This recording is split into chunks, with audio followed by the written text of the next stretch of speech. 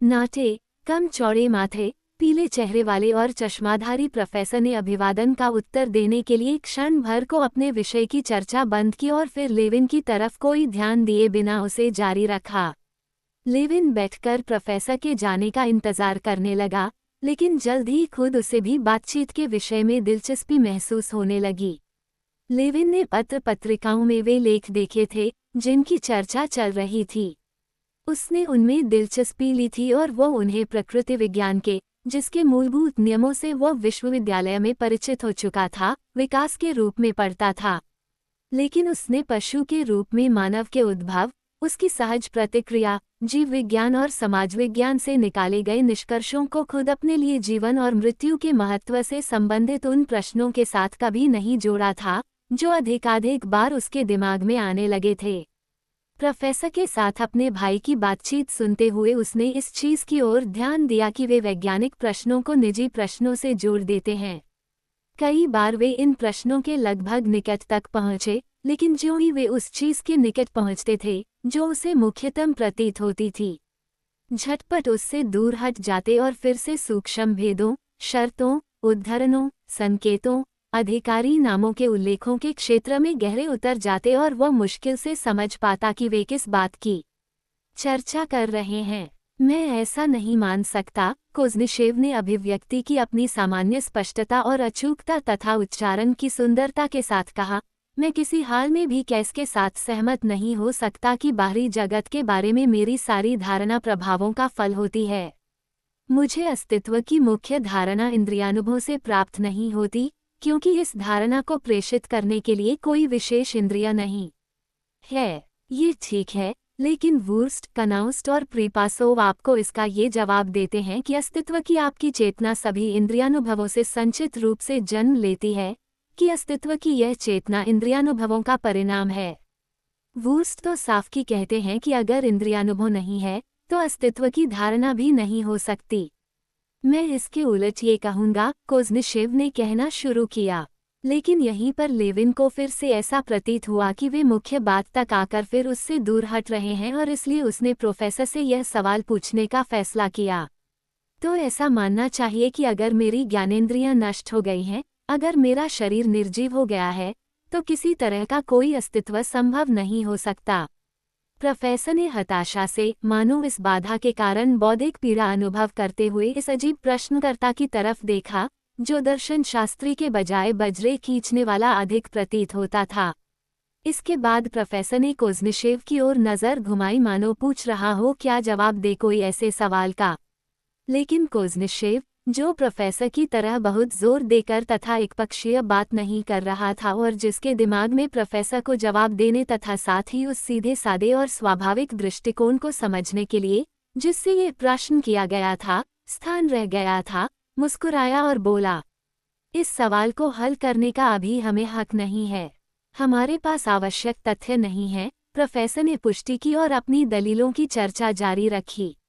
नहीं, उसने कहा, मैं इस बात की ओर संकेत करता हूं कि अगर, जैसा कि प्रीपासोव साफ कहते हैं, अनुभूति ही हमारे इंद्रियानुभवों का आधार है, तो हमें इन दोनों धारणाओं के बीच बहुत ही स्पष्ट भेद करना चाहिए। लेविन अब और अधिक नहीं सुन रहा था तथा प्रोफेसर के जाने की राह देख रहा था। अन्ना करेनिना, अध्याय 8 भाग 1। प्रोफेसर के चले जाने पर कोज़्निशेव ने भाई को संबोधित करते हुए कहा, मुझे बहुत खुशी है कि तुम आए हो। क्या बहुत दिनों के लिए? खेतीबाड़ी का क्या हाल है? लेविन जानता था कि खेतीबाड़ी में बड़े भाई की बहुत कम दिलचस्पी है और उसने सिर्फ उसका लिहाज करते हुए उससे इसके बारे में पूछा है। इसलिए उसने केवल गेहूं की बिक्री और पैसों की ही चर्चा की। लेविन बड़े भाई से अपने शादी करने के इरादे की चर्चा करना और उसकी सलाह भी लेना चाहता था।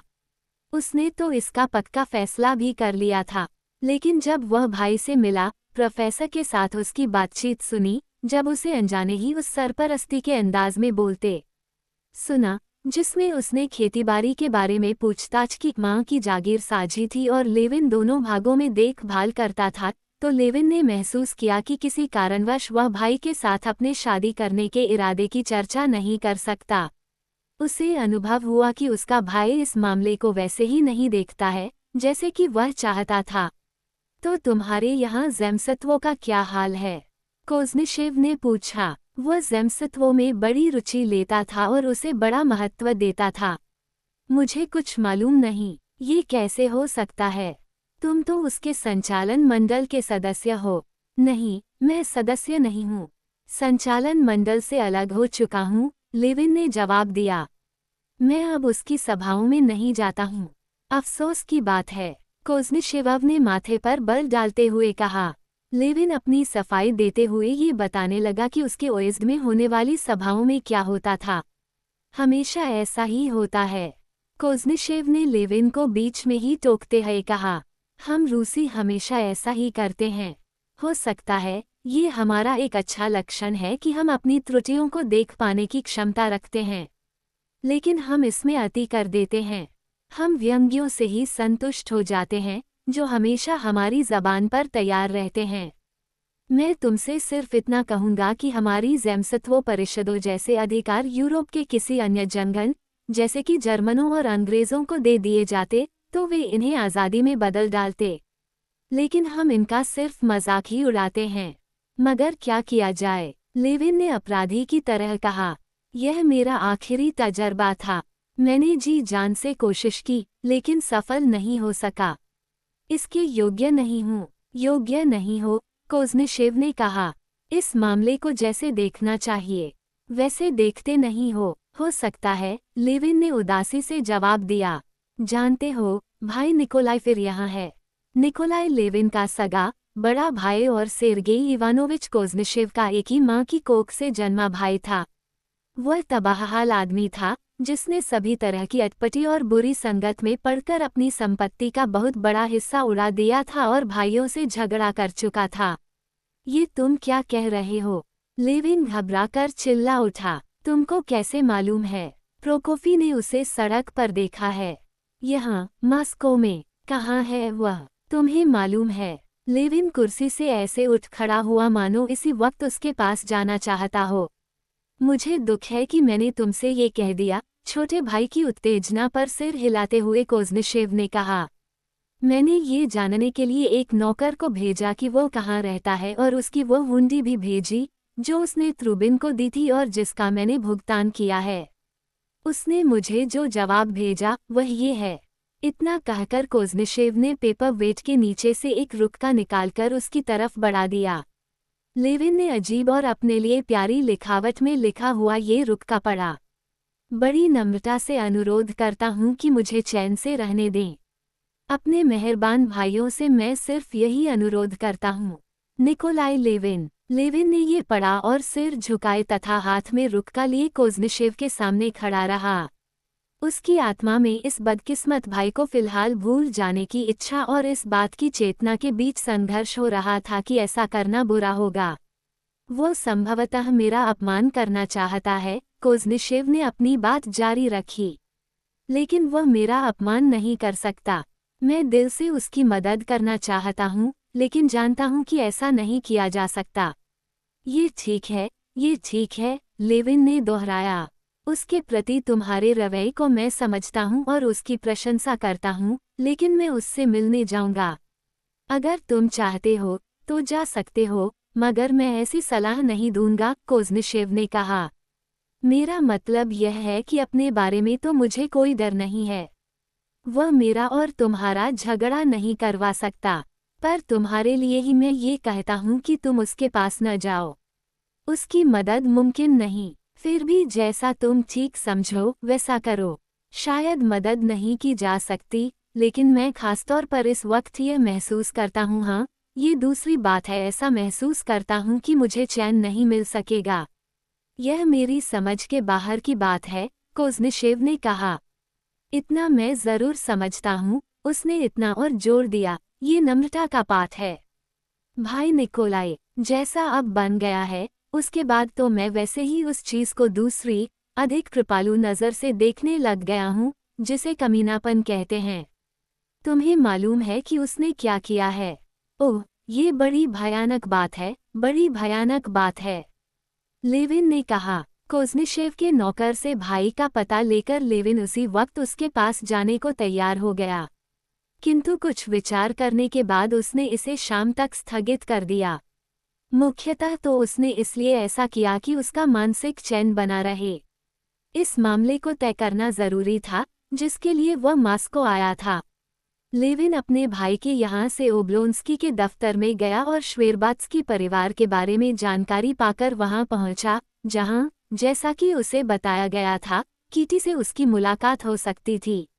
अन्ना करेनिना, अध्याय 9 भाग 1। दिन के 4 बजे लेविन धकड़ते दिल से चिड़ियाघर के बाग के सामने बग्गी से उतरा और संकरे रास्ते से बर्फ ढके टीलों और स्केटिंग रिंक की तरफ चल दिया। उसे यकीन था कि कीटी उसे वहां मिल जाएगी, क्योंकि दरवाजे के पास उसने श्वेरबात्स्की परिवार की बग्गी देख ली थी। पाले वाला ठंडा और उजला दिन था। दरवाजे के पास बधियों, स्लेजों, कोचवानों और जेंदामों की कतारें थीं। प्रवेश द्वार के करीब और नक्काशीदार सजावट वाले छोटे छोटे रूसी घरों के बीच झाड़े बुहारे रास्तों पर धूप में चमकते टोपों वाले साफ सुथरे लोगों की भीड़ थी। बाग के पुराने, घुंघराले भोज वृक्ष, जो धर्फ के भार से अपनी सारी टहनियां झुकाए हुए थे, ऐसे प्रतीत होते थे मानो वे नए समारोही परिधान पहनकर सज धज गए हों।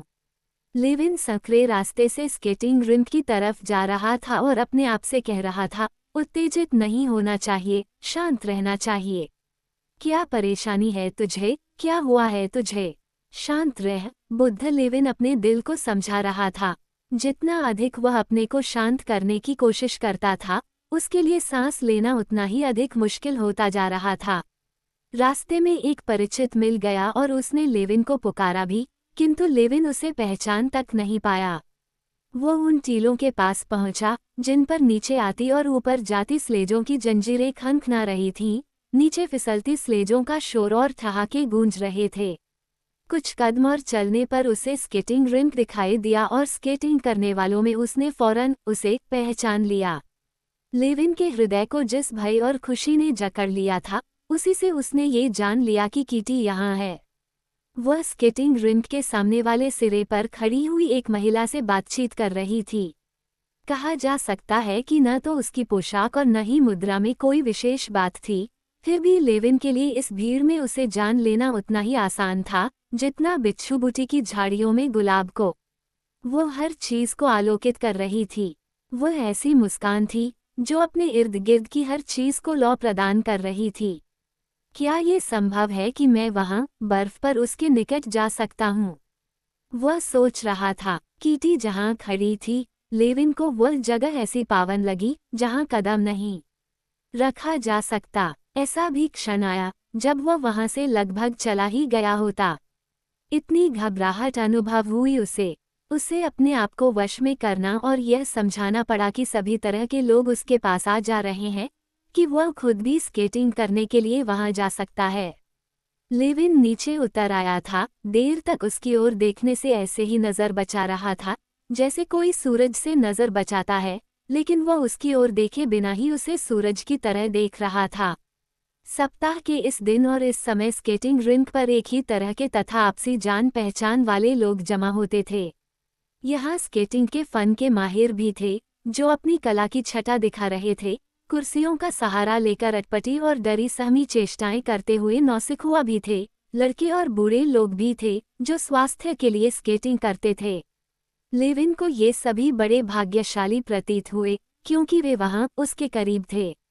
स्केटिंग करने वाले सभी लोग मानो किसी भी तरह की दिलचस्पी के बिना उसके बराबर होते थे, उससे आगे निकलते थे, यहाँ तक कि उससे बात भी करते थे और उसकी तरफ कोई ध्यान दिए बिना ही बढ़िया बर्फ और अच्छे मौसम का लाभ उठाते हुए मौज मना रहे थे।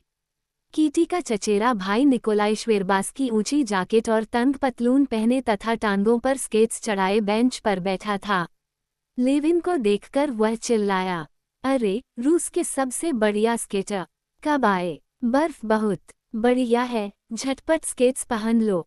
मेरे पास तो स्केट्स हैं ही नहीं। लेविन ने कीटी की उपस्थिति में ऐसी दिलेरी और बेतकल्लुफी से हैरान होते तथा क्षण भर को भी उसे नजर से ओझल न करते, बेशक उसकी तरफ न देखते हुए, कहा। उसे लग रहा था कि सूरज उसके निकट आ रहा है। कीटी एक कोने में थी और ऊंचे बूटों में अपने छोटे छोटे पैरों से गति को धीमी करती, संभवतः घबराती हुई उसकी तरफ स्केटिंग करती आ रही थी।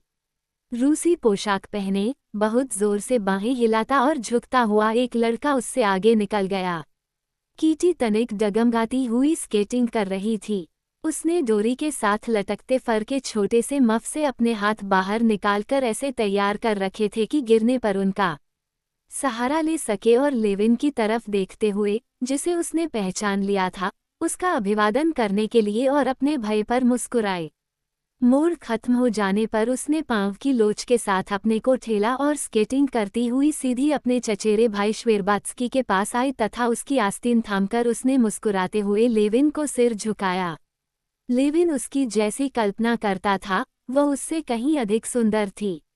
लेविन जब कीटी के बारे में सोचता था, तो वह सारी की सारी मानो जीती जागती उसकी मन की आंखों के सामने सजीव हो उठती थी। बाल सुलभ स्पष्टता और दयालुता के भाव के साथ उसका चेहरा और तरुणी के सुघड़ कंधों पर टिका हुआ सुनहरे बालों वाला छोटा सा सिर, इस लालित्य को तो वह विशेष रूप से देख पाता था।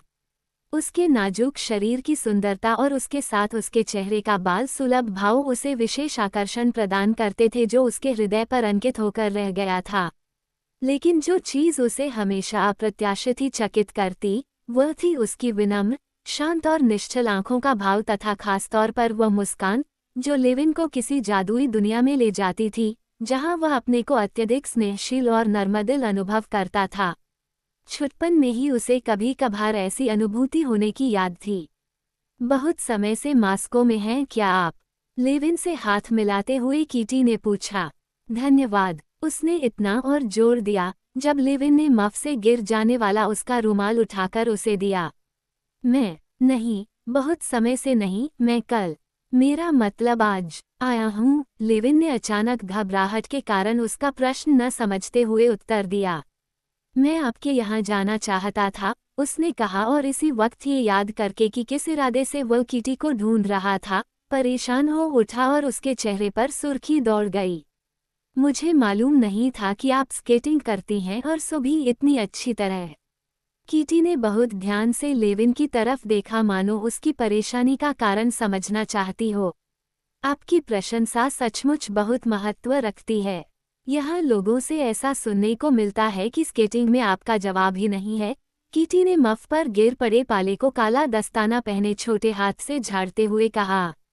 हाँ, मैं कभी तो बड़े जोश के साथ स्केटिंग करता था। मैं इसमें पूर्णता पाना चाहता था। लगता है कि आप सभी कुछ जोश के साथ करते हैं, कीटी ने मुस्कुराते हुए कहा। मैं ये देखने को बहुत उत्सुक हूँ कि आप कैसे स्केटिंग करते हैं। स्केट्स पहन लीजिए और आइए, हम साथ साथ स्केटिंग करें। साथ साथ स्केटिंग करें, क्या ये संभव है? कीटी की ओर देखते हुए लेविन ने सोचा। अभी पहन लेता हूँ, उसने कहा, और वह स्केट्स पहनने चला गया। बहुत दिनों से यहाँ नहीं आए, हुजूर, पांव थामे और एड़ी का पेच कसते हुए स्केट्स पहनाने वाले ने कहा। आपके बाद तो बड़े लोगों में से कोई भी तो ऐसा नहीं आया, जिसे आप जैसा कमाल हासिल हो। ऐसे ठीक रहेगा न? उसने पेटी कसते हुए पूछा। ठीक है, ठीक है, कृपया जल्दी कीजिए, लेविन ने चेहरे पर बरबस झलक उठने की बेचैन सुखद मुस्कान पर बड़ी मुश्किल से काबू पाते हुए कहा। हाँ, ये है जिंदगी, वो सोच रहा था, ये है खुशकिस्मती।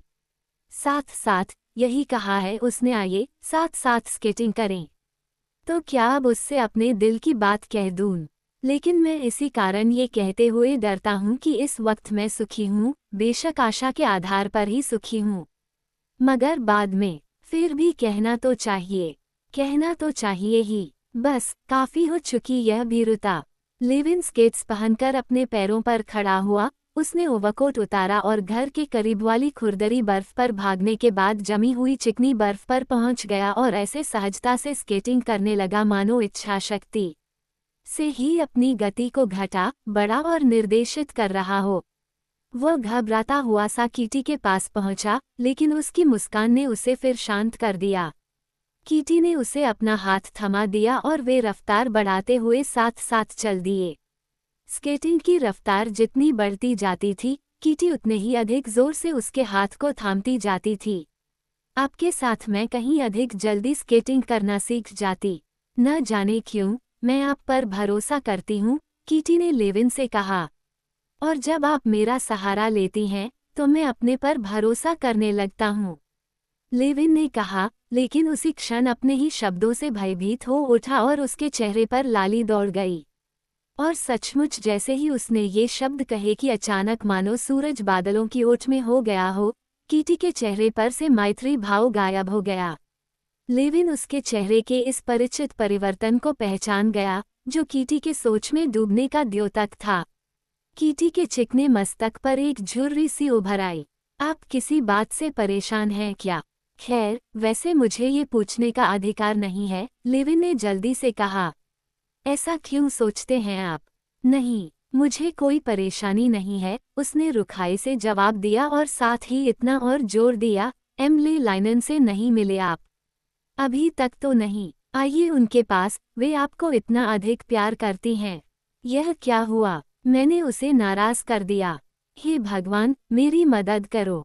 लेविन ने सोचा और बेंच पर बैठी हुई विरले, सफ़ेद घुंघराले बालों वाली फ्रांसीसी बुढ़िया के पास भाग गया। बुढ़िया ने मुस्कुराते और अपने नकली दांतों की झलक दिखाते हुए एक पुराने दोस्त की तरह उसका स्वागत किया। हाँ, वो बड़ी हो रही है, नज़रों से कीटी की तरफ इशारा करते हुए उसने कहा, और मैं बुढ़ा रही हूँ। टाइनी बेर छोटा भालू बड़ा हो चुका है, फ्रांसीसी बुढ़िया ने हंसते हुए अपनी बात जारी रखी और उसने लेविन को 3 तरुणियों के बारे में उसका मजाक याद दिलाया। लेविन ने कभी उन्हें एक अंग्रेजी क्रिसे के मुताबिक 3 भालुओं की संज्ञा दी थी। याद है, आपने कभी तो ऐसा कहा था। लेविन को यह मजाक कतई याद नहीं था, मगर फ्रांसीसी बुढ़िया 10 सालों से इसे याद करके हंसती रहती थी और उसे यह मजाक बेहद पसंद था। तो जाकर स्केटिंग कीजिए। हमारी कीटी भी अच्छी स्केटिंग करने लगी है, ठीक है न? लेविन जब फिर से कीटी के पास गया, तो उसके चेहरे पर कठोरता नहीं रही थी, आंखें सदा की भांति निश्चल और स्नेहिल थीं। लेकिन लेविन को ऐसा प्रतीत हुआ कि उसकी स्नेहशीलता में विशेष, स्वदेशीय शांति का रंग है। उसका मन उदास हो गया। अपनी बूढ़ी शिक्षिका, उसकी अजीब अजीब बातों की चर्चा करने के बाद कीटी ने लेविन से उसके जीवन के बारे में पूछताछ की। क्या जाड़े में देहात में आपका मन उदास नहीं होता? कीटी ने पूछा। नहीं, उदास नहीं होता। मैं बहुत व्यस्त रहता हूँ, उसने यह महसूस करते हुए कि वो उसे अपने इस शांत अंदाज के अधीन कर रही है, जवाब दिया। वह जानता था कि इस अंदाज के प्रभाव से मुक्त नहीं हो पाएगा, जैसा कि जाड़े के आरंभ में हुआ था। बहुत दिनों के लिए आए हैं क्या आप? कीटी ने उससे पूछा। मालूम नहीं, उसने ये सोचे बिना ही कि क्या कह रहा है, जवाब दिया। उसके दिमाग में ये ख्याल आया कि अगर वह उसके इस मैत्रीपूर्ण शांत अंदाज के प्रभाव में आ गया, तो कुछ भी तय किए बिना फिर वैसे ही लौटा जाएगा। इसलिए उसने जाने का निर्णय कर लिया। जानते कैसे नहीं जानता, यह आप पर निर्भर करता है, उसने कहा और उसी क्षण अपने इन शब्दों से भयभीत हो उठा। कीटी ने उसके शब्द नहीं सुने या उन्हें सुनना नहीं चाहा, लेकिन उसने मानो ठोकर सी खाए और 2 बार बर्फ पर पांव मारकर जल्दी जल्दी उससे दूर हट गई। वह स्केटिंग करती हुई एमिली लाइनन के पास गई, उससे कुछ कहा और उस घर की तरफ चली गई, जहां महिलाएं स्केट्स उतारती थीं। हे भगवान, यह मैंने क्या कर डाला? हे भगवान, मेरी मदद करो, मुझे राह दिखाओ। लेविन ने भगवान को याद किया और साथ ही जोरदार गतिविधि की आवश्यकता अनुभव करते हुए वह तेजी से दौड़ने लगा और उसने छोटे बड़े कई चक्कर लगाए।